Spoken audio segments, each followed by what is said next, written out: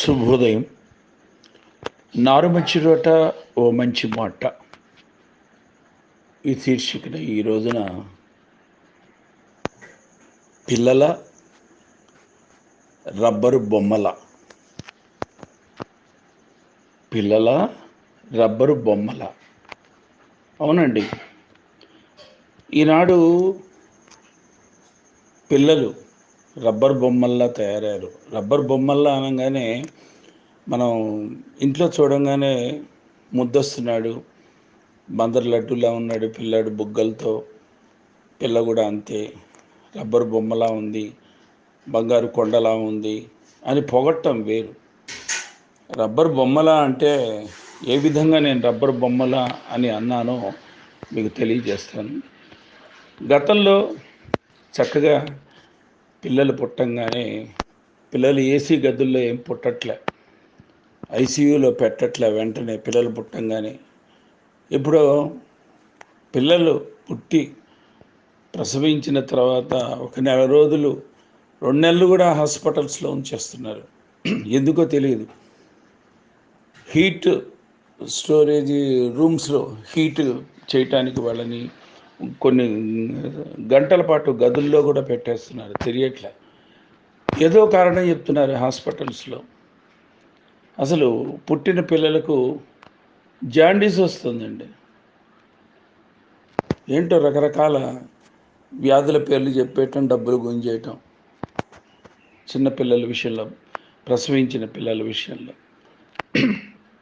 పిల్లలు భూమి మీద పడేంత వరకు తల్లి గర్భంలో మరి 9 నెలల పాటు చక్కగా హాయిగా ఆనందంగా ఎంతో ఒక ముముక్షువులాగా, ఒక యోగధ్యానంలో ఉన్నట్టుగా, ఒక మౌనమునిలాగా, తపస్సులో ఉన్నట్టుగా, భగవంతుడితో సంభాషిస్తున్నట్లు తల్లి గర్భంలో ఆనందాన్ని పొందుతూ ఆ వేడిమికి, తల్లి వేడిమికి చక్కగా అట్లా భూప్రపంచమంతా తిరిగేసినట్టు తల్లి గర్భం అంతా తిరుగుతూ మన వ్యోమగాములు గనక మనకి పైన సూర్యమండలం, చంద్రమండలాల్లో ఎలా తిరుగుతుంటారో అలాగూ చక్కగా తల్లి గర్భంలో హాయిగా ఉంటారు. ఏమీ తెలియకుండా ఏ అమాయకత్వంతో ఉంటారు. ఎప్పుడైతే వాళ్ళ జననం జరిగిందో వాళ్ళు తల్లి గర్భాశయం నుంచి శీర్షోదయం అయ్యేంత వరకు ఉండి అక్కడి నుంచి బయటపడతారు శిరస్సుతో. ఆ తర్వాత నుంచి కష్టాలు మొదలవుతాయి.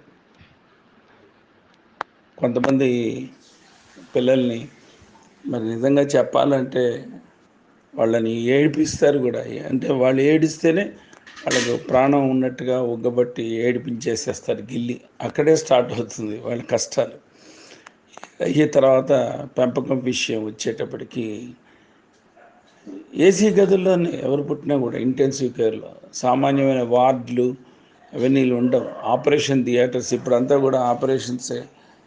సిజరిన్ సాధారణమైనటువంటి ప్రసవాలు, సాధారణమైనటువంటి ప్రసూతులు జరగట్లేదు. అట్లాగే మరి కొంత హై క్లాస్కి వచ్చిన తర్వాత స్టేటస్లో ఉన్నటువంటి వాళ్ళకి పిల్లలకి ఇంకా 6 నెలలు కూడా రాకుండా, 7 నెలలు కాకుండా ఉండంగానే ఒక రబ్బర్ బొమ్మలు చూసినట్టుగా ఎట్లా చేస్తున్నారంటే వాళ్ళని చక్కగా తల్లి గుండెల మీద అలా పిల్లవాడు పడుకొని, తల్లి చక్కగా అలా భుజం మీదకి వేసుకొని, అలా హృదయాలకు తగులుతూ కాళ్ళు అలా బయటికి తీసుకెళ్ళటం బాగుంటుంది. పూర్వకాలంలో అయితే అమ్మ ఎంత దూరమైనా సరే పిల్లవాడిని కానీ పిల్లని కానీ అలా భుజం మీద వేసుకొనో లేకపోతే చంకలో ఎక్కించుకొనో తీసుకెళ్ళేది. చాలామందిని చూసాను నేను, కానీ ఎవరైనా ఆ జనరేషన్స్ అమ్మ చంకలో ఎక్కే మనం వెళ్ళాం. ఇప్పుడు ఎలా ఉందో తెలుసా అండి? అందరూ తెలియట్లేదు.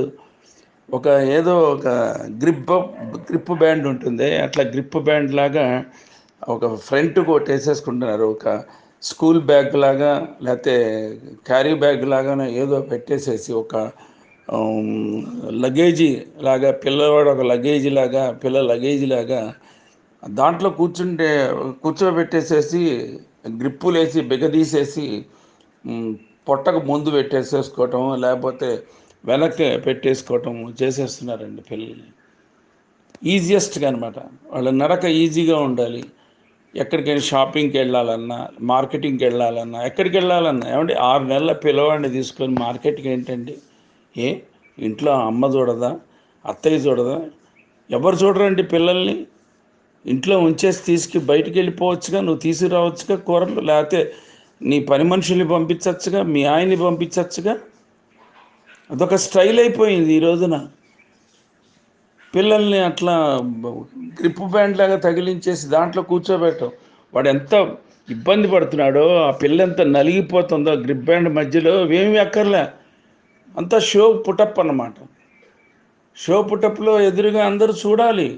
రోడ్డు మీద క్యూట్ బేబీ, క్యూట్, ఎంత స్టైల్గా తీసుకెళ్తుందో వాళ్ళ అమ్మ అన్నట్టు. ఏంటండి ఇది? ఈ నరకం ఎందుకండి వాళ్ళకి చిన్న వయసులోనే? తర్వాత చిన్న బండి, తెలుసు కదా మీకు, పిల్లల్ని చక్కగా తీసుకెళ్ళేందుకు ఒక బండి తీసుకుంటాం మనం, చక్కగా టోపీ ఉన్నది బండి. ఎందుకండి 6 నెలల పిల్లల్ని తీసుకొని చలికాలంలో లేకపోతే వేసవికాలంలో పార్కు కండి, వాకింగ్ కోసం పిల్లవాడిని తీసుకొస్తున్నారండి? ఎంత దారుణం అండి! పొద్దున పూట పొల్యూషను. వాడికి వాకింగా, వీళ్ళకి వాకింగా? పిల్లవాడికి కానీ పిల్లకి కానీ.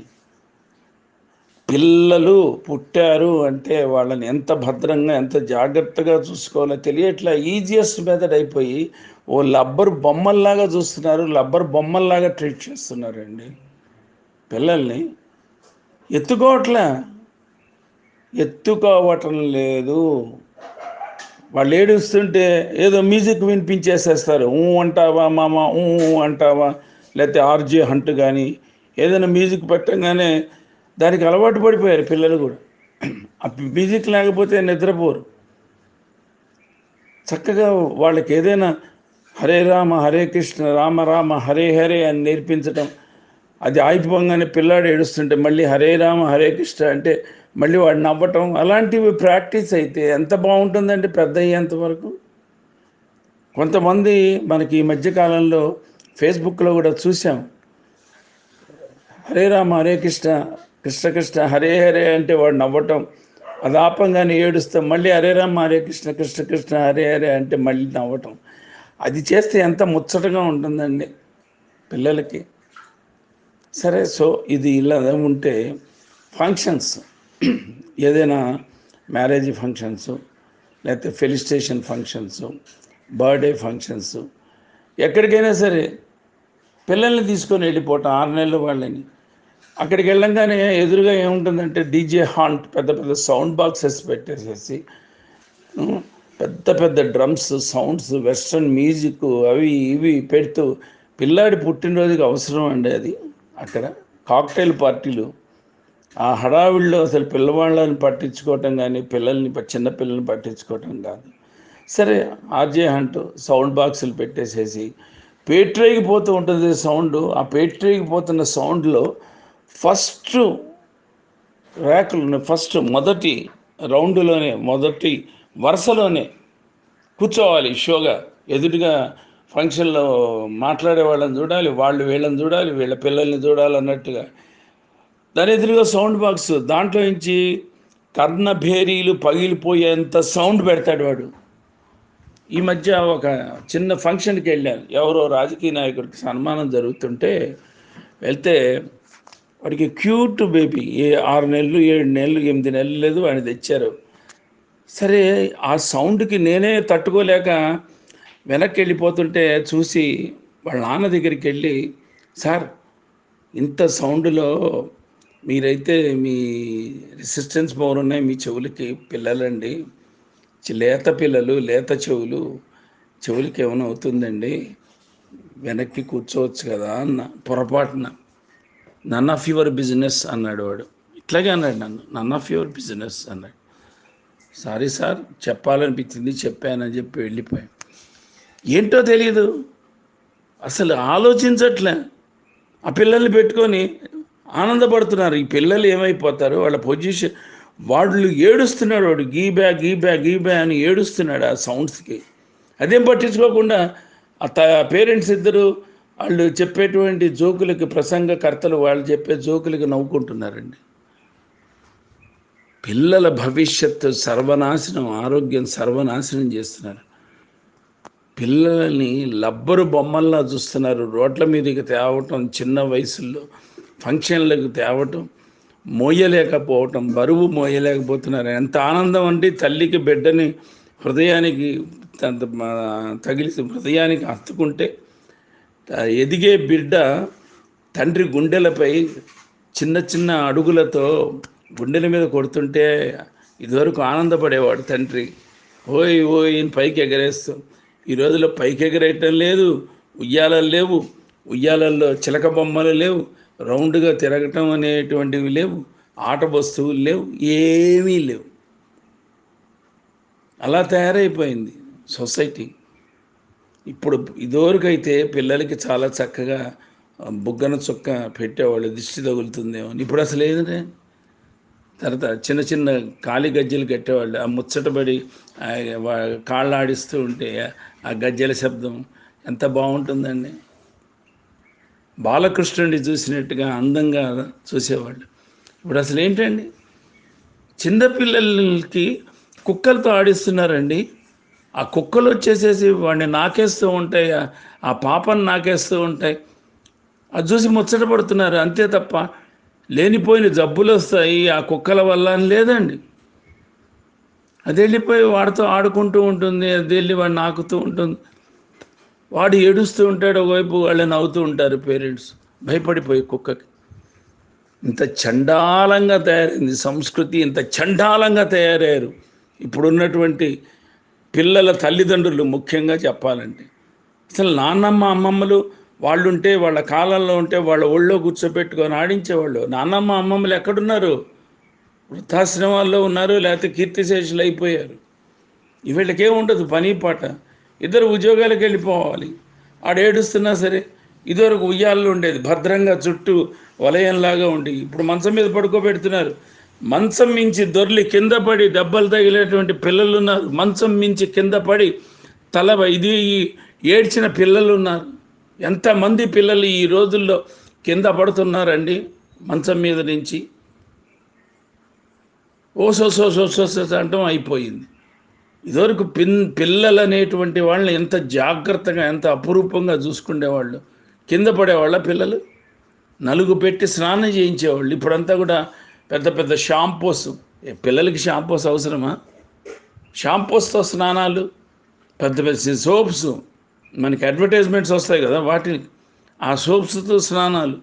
ఇదివరకు నువ్వు నూనె పూసి, నువ్వుల నూనె నలుగు పెట్టి అమ్మమ్మ నాన్నమ్మలు ఒళ్ళో పెట్టుకొని, అంతకన్నా లేదు సింహాసనం, అంతకన్నా లేదు స్వర్గం అని చెప్పి మనకు ఎన్నోసార్లు స్లోగన్స్ పెట్టాం ఫొటోస్ వేసి.